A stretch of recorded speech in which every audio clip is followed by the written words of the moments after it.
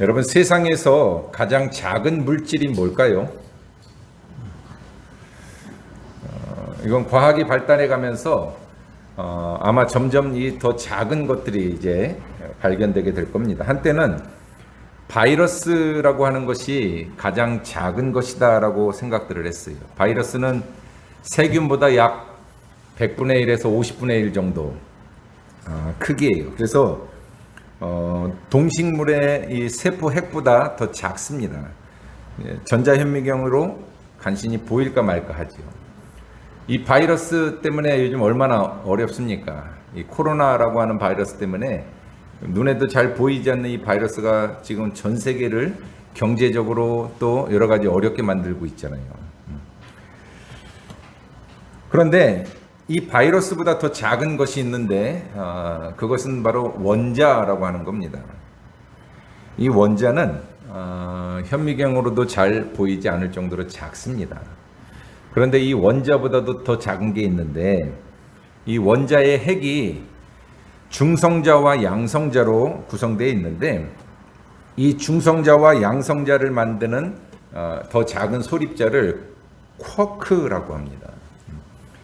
그래서 학자들은 이 쿼크가 세상에서 가장 작은 물질이다라고 이야기를 합니다. 그런데 아마 뭐 과학이 더 발달하면 더 작은 것도 이제 찾아낼 겁니다.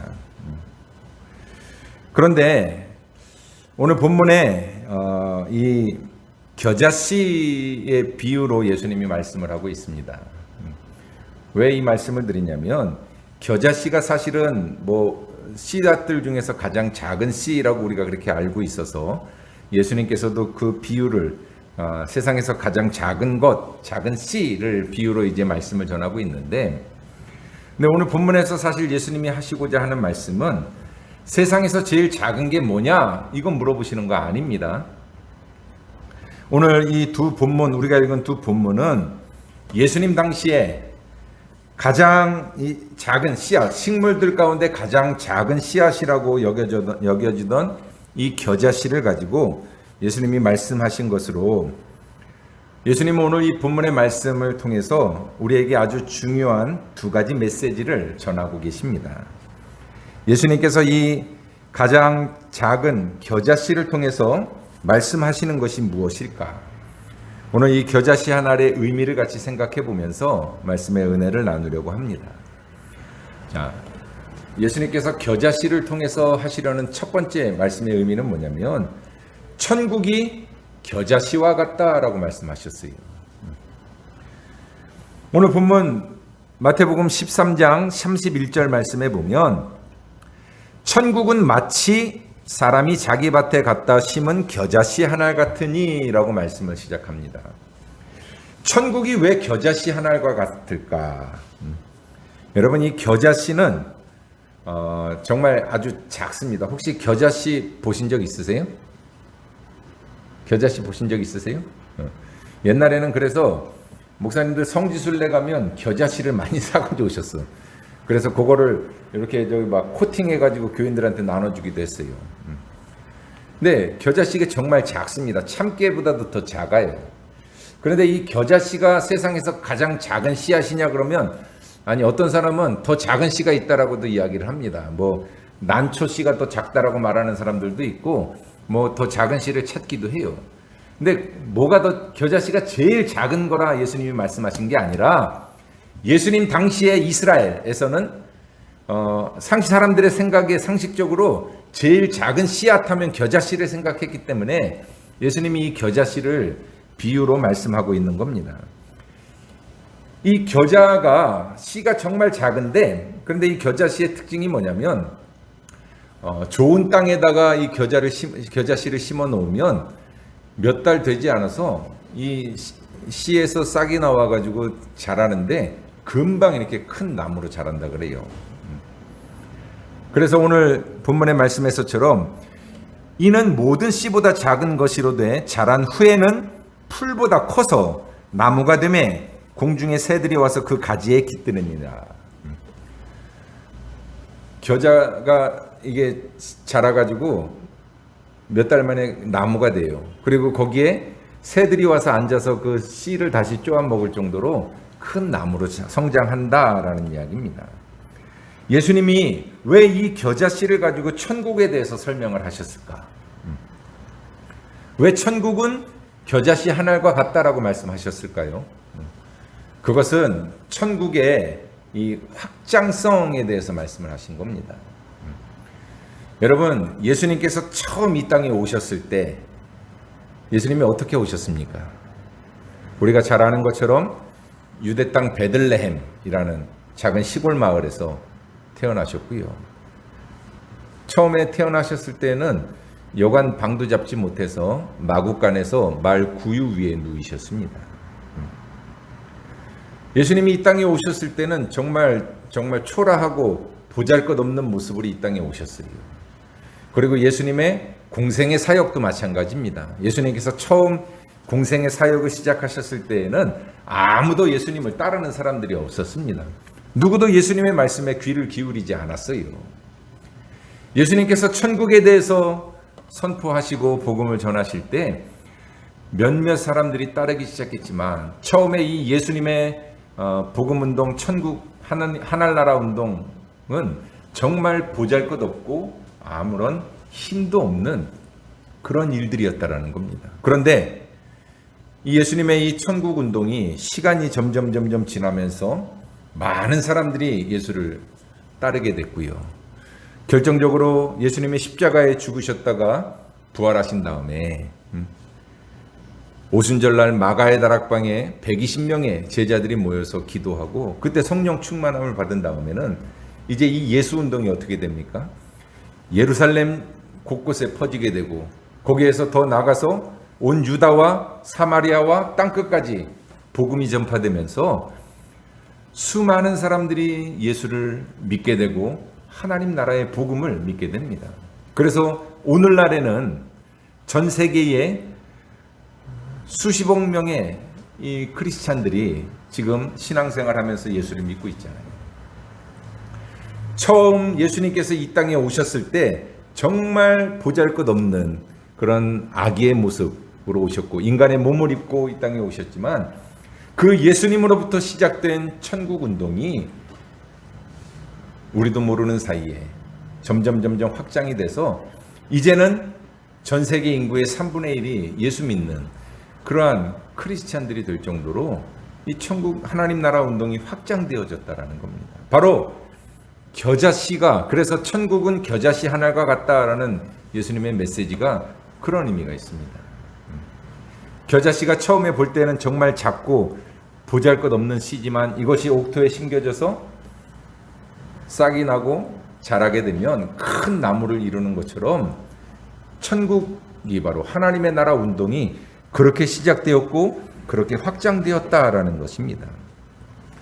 대부분의 사람들은 이 겨자씨와 같은 예수 운동, 이 천국 복음 운동을 무시했습니다.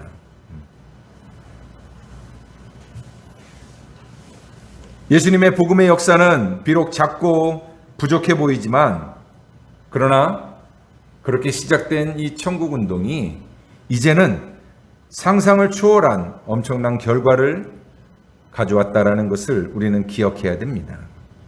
그러므로 여러분들이 순종하여 헌신하는 전도운동이나 또 저 멀리 땅끝까지 선교 현장에서 수고하시는 선교사님들의 그런 헌신적인 사역들이 바로 겨자씨와 같은 것들입니다. 이 모든 것들이 장차 우리에게 엄청난 결과로 나타나게 될 것이기 때문입니다. 또한 예수님께서 이 겨자씨에 대한 비유를 말씀하신 것은 성도님 여러분들의 일상생활이나 여러분들의 가정과 직장과 같은 삶의 현장에서 여러분들이 하시는 일들과도 관련이 있는 이야기입니다. 예수님은 여러분들에게 뭔가 엄청나고 대단한 것을 요구하지 않으셔요. 예수님이 우리에게 원하시는 것은 아주 작고 사소한 일들입니다. 내가 있는 자리에서 그것이 가정이든 직장이든 교회든 아니면 내가 만나는 사람들 속에서 내가 그리스도인의 향기를 나타내면서 작은 것을 섬기고 나누고 사랑하고 베푸는 그러한 작은 일들을 통해서 하나님 나라가 확장되어 갈 수 있다라는 이야기입니다. 천국 운동, 겨자씨 운동은 예수님의 사랑과 그 말씀을 깨달은 사람들이라면 누구나 할 수 있는 일들이고요. 또 해야만 하는 일들인 것입니다. 즉, 이 하나님 나라의 운동은 예수님을 사랑하고 하나님의 뜻을 행하는 것을 기쁨으로 아는 사람들이 작은 일에서부터 최선을 다하는 것, 그것이 바로 하나님 나라의 운동이라는 거예요. 여러분, 나비 효과라고 하는 이론이 있죠. 나비 효과가 뭡니까? 브라질에서 나비가 날갯짓 한 그 작은 날갯짓이 미국의 텍사스에까지 와서는 그것이 태풍을 불러일으킬 수도 있다라는 것이 이 나비 효과 이론이라는 겁니다. 하나의 작은 사건들이 연쇄적으로 영향을 미쳐서 나중에는 우리가 상상하지 못한 엄청난 결과를 일으킬 수도 있다라는 것이 바로 나비 효과라는 것입니다.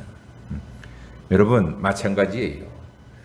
우리 그리스도인들이 한 사람 한 사람 자기들의 삶의 자리에서 여러분들이 하는 말이나 행동이나 또 여러분들이 섬기는 그런 섬기는 삶의 자세나 이러한 작은 것들이 하나하나 떼어놓고 볼 때는 별거 아닌 것 같고 대수롭지 않은 것 같지만 우리 그리스도인들의 그러한 행동 하나 말 하나들이 점점 쌓여 나가면 이 세상을 변화시킬 수 있는 엄청난 힘을 갖게 된다라는 이야기입니다. 여러분들의 전도, 봉사와 섬김, 또 여러분들이 가정과 직장에서 수고하고 헌신하는 그 모든 것들이 이 겨자 나무처럼 이 땅에 거대한 나무를 이루게 되고 그것을 통해서 하나님의 나라가 더욱더 확장되어 갈 수 있다는 것입니다. 그러므로 여러분, 작다고 또 사소하다고 무시할 것이 아니라 작은 것이 주는 선한 영향력들을 여러분들이 기억하면서 여러분들의 삶의 자리에서 그러한 선한 영향력들을 끼쳐가는 그러한 성도들이 되시기를 주님의 이름으로 부탁을 드립니다. 두 번째, 오늘 이 겨자씨 하나리 우리에게 주는 의미는 예수님께서 왜 이 말씀을 하셨냐면 우리들로 하여금 겨자씨와 같은 믿음을 가지라라는 이야기입니다. 오늘 우리가 읽은 두 번째 본문 마태복음 17장 14절부터 20절의 말씀은 예수님께서 변화산에서 내려오셨을 때 일어난 한 사건을 기록하고 있습니다.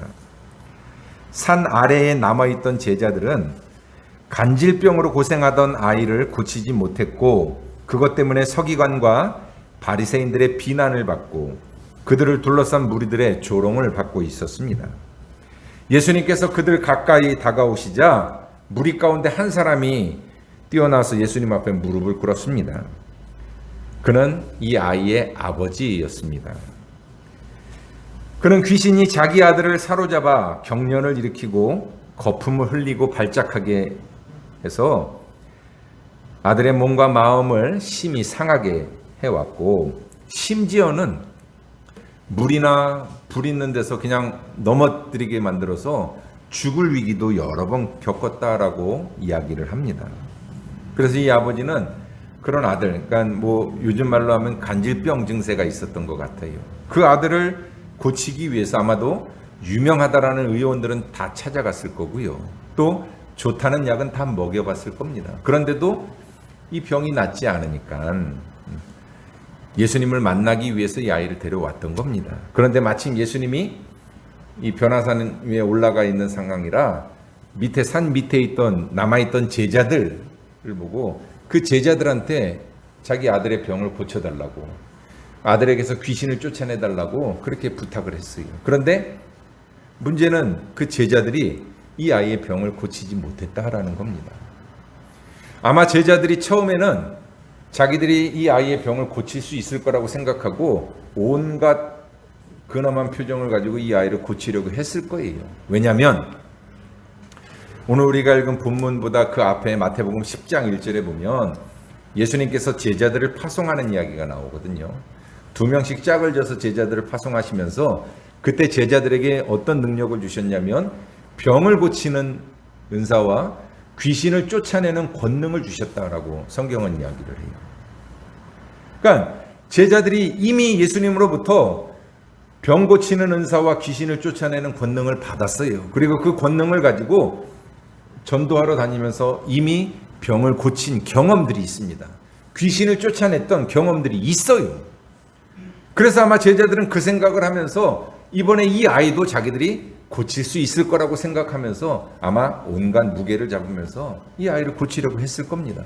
그런데 이 아이를 고치지 못했다라는 데 문제가 생긴 겁니다. 그러니까 그 기회를 노리던 바리새인과 서기관들이 제자들을 비난하면서 아마 조롱했을 거고요. 거기에 둘러있던 무리들도 제자들을 비난하면서 조롱했을 겁니다. 이 아이의 아버지의 간청을 들은 예수님께서 그 아이를 고쳐주셨습니다. 아이는 완전히 고침을 받아서 이제 정상적인 삶을 살아갈 수 있게 되었습니다. 그래서 이 아버지도 자유함을 얻게 되었고 그 가정이 회복되는 놀라운 은혜를 경험합니다. 그런데 여러분, 문제가 남았습니다. 그것은 바로 이 아이를 고치지 못해서 세상 사람들로부터 조롱을 받았던 제자들입니다.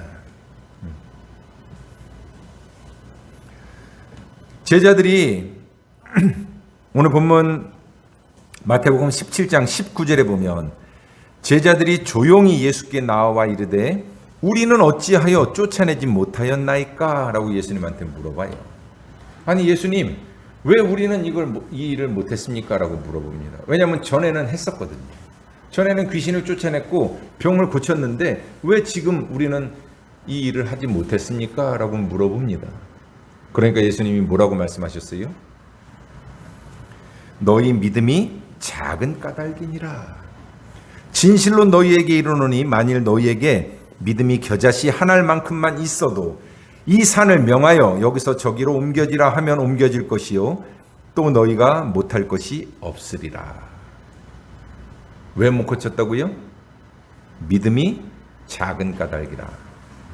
네, 여러분 우리가 이 말씀에서 좀 오해하지 말아야 될 게 믿음이 작은 까닭이라고 이야기를 했지만 사실은 정확한 의미는 믿음이 없기 때문인 겁니다. 그 위에 17절에서 예수님이 뭐라고 말씀하십니까? 믿음이 없고 패역한 세대요 라고 말씀하시잖아요. 이게 겨자씨 비유를 말씀하시기 위해서 믿음이 작다라는 표현을 쓰셨지만 사실은 믿음은 크고 작은 게 아니라 믿음은 있고 없는 거예요. 작은 믿음이라는 것도 뭐 우리가 표현하면 있을 수는 있겠지만 사실은 믿음이라는 거는 여러분 있든지 없든지예요. 믿음이 뭐 50%, 60%, 30% 아닙니다. 대통령 지지율이 몇 프로다 뭐 얘기하지만 이 지지율이나 이런 거하고는 달라요. 믿음이라는 것은 0 아니면 100이라는 거예요. 99%의 믿음은 여러분 없어요. 99%는 100에 우리 숫자적으로는 100에 가깝지만 믿음이라는 관점에서 보면 99는 빵하고 더 가까운 겁니다. 왜냐하면 그 모자란 1% 때문에 믿음은 없는 게 돼버리기 때문에. 그래서 예수님은 제자들한테 너희 믿음이 적은 까닭이라 라고 말씀하셨지만 사실은 믿음이 없기 때문이다 라고 책망하시는 겁니다. 믿음이 있다면 겨자씨만한 믿음이라도 있다면 산을 옮기라 그래도 그대로 된다 그랬잖아요. 근데 이 겨자씨만한 믿음이 뭐예요? 아까 얘기했던 것처럼 겨자씨가 우리 눈에 보일 때는 작은 씨앗이지만 이것이 자라면 큰 나무를 이루는 것처럼 믿음이라고 하는 것도 여러분 우리가 하나님에 대한 신뢰와 확신이 있으면 큰 나무처럼 우리가 할 수 없는 일들이 없다라는 이야기입니다.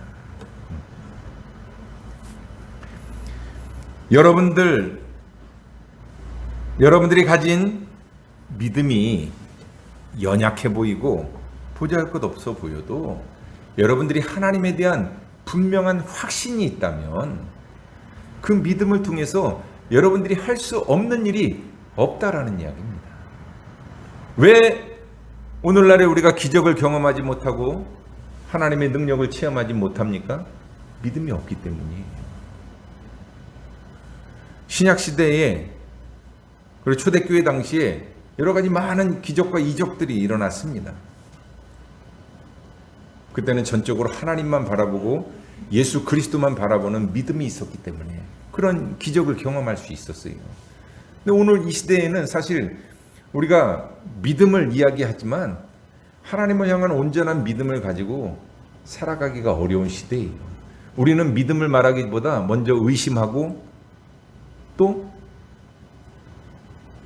하나님을 신뢰하지 못하고 불안해합니다. 그러다 보니까 하나님의 능력을 경험하지 못하는 거예요. 겨자씨만한 믿음, 우리가 크기를 생각하니까 이 겨자씨만한 믿음 하면 정말 보잘것없는 믿음처럼 보이지만 사실은 겨자씨만한 것이라도 이 믿음이 우리에게 확신이 있으면 우리가 하지 못할 일들이 없다라는 것을 분명히 깨달아야 됩니다. 중요한 것은 우리가 이러한 믿음의 역사들, 하나님의 능력을 경험하려면 겨자씨만한 믿음을 가져야 되는데 그 믿음을 가지고 우리가 어떻게 살아야 됩니까? 죄를 떠나 정결하고 거룩한 삶을 살아가야 하나님의 능력을 경험할 수가 있어요. 이사야서 59장 1절부터 3절에 보면 이런 말씀이 있습니다. 여호와의 손이 짧아 구원하지 못하심도 아니요 귀가 둔하여 듣지 못하심도 아니라 오직 너희 죄악이 너희와 너희 하나님 사이를 갈라놓았고 너희 죄가 그의 얼굴을 가리어서 너희에게서 듣지 않으시게 함이니라 라고 말씀하고 있습니다.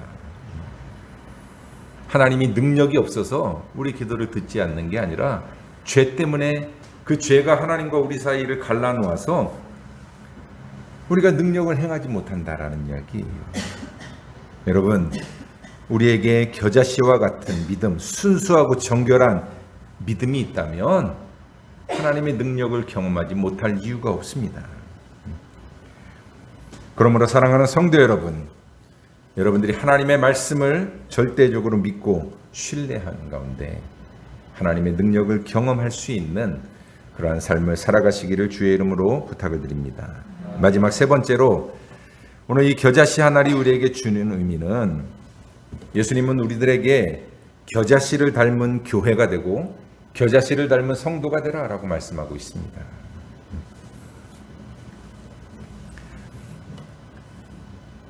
세상 사람들은 작은 것보다는 큰 걸 좋아해요. 그죠? 그래서 어떤 건물을 지면 동양 최대 아니면 세계에서 제일 높은 건물 이런 표현을 많이 쓰잖아요. 그리고 길이나 다리 같은 데도 대로, 대교 이런 표현을 많이 씁니다. 올림픽 대로, 한강대교, 성수대교 큰 것을 좋아합니다. 그런데 오늘 성경은 작은 것에 주목하라라고 말씀하고 있습니다. 물론 그 작은 것이 하나님으로부터 왔기 때문에 중요한 겁니다. 천국운동, 이 예수님의 복음운동이 바로 이 겨자씨 하나과 같습니다. 너무나도 작은 씨앗 하나 별 가치가 없는 것처럼 보이지만 그것을 땅에 묻어서 싹이 나고 자라서 큰 나무가 되는 것처럼 하나님의 나라도 그렇게 성장해 왔다라는 겁니다. 그리고 지금은 얼마나 거대하고 놀라운 모습으로 우리 앞에 서 있습니까? 우리 교회도 그렇습니다. 2012년 9월 우리 개척 설립 예배를 드렸던 10년 전을 생각해 보면 지금 우리 교회는 큰 교회예요. 물론 앞으로 더 부흥하고 성장하겠지만 하나님의 역사하심으로 우리 교회는 계속해서 성장해 왔습니다. 세상에는 대형 교회들보다 작은 교회들이 훨씬 많습니다. 그리고 하나님은 그런 작은 교회들을 통해서 많은 일들을 하게 하십니다. 우리 교회도 교회 이 규모나 재정 크기에 비해서는 선교와 구제를 정말 열심히 하고 있습니다. 그것이 겨자씨를 닮은 우리 교회의 모습입니다. 또한 이 겨자씨 이야기는 여러분들 한 사람 한 사람의 믿음을 돌아보게 하는 것입니다.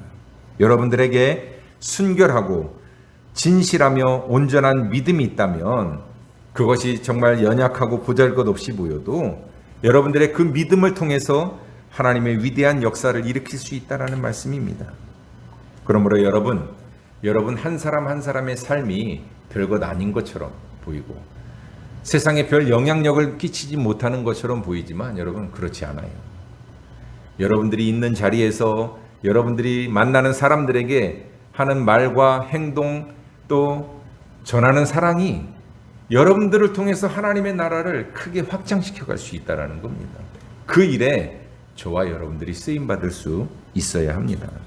그러므로 사랑하는 성도 여러분, 우리 화목한 교회가 그리고 여러분 한 사람 한 사람이 이 겨자씨와 같은 분명한 믿음을 가지고 살아가시기를 바랍니다. 그래서 지금은 비록 작고 연약하지만 그 믿음이 더욱더 성장해서 앞으로는 이 세상을 품을 수 있고 그리고 이 세상을 변화시킬 수 있는 그러한 교회 또 성도들이 되시기를 주님의 이름으로 축복합니다. 기도하겠습니다. 사랑과 은혜가 충만하신 하나님 아버지, 우리를 사랑하시고 지켜주심을 감사를 드립니다. 우리 안에 겨자씨와 같은 믿음을 주셔서 이 세상을 변화시키는 놀라운 능력을 행하며 사는 성도들이 되게 하여 주시옵소서. 믿음이 있으면 우리가 능히 행하지 못할 일이 없습니다. 믿음의 확신을 가지고 살아가게 하시고 우리가 이 믿음을 가지고 이 세상을 변화시키는 능력을 행하며 사는 화목한 교회 모든 성도들이 되게 하여 주시옵소서. 예수님의 이름으로 기도드리옵나이다. 아멘.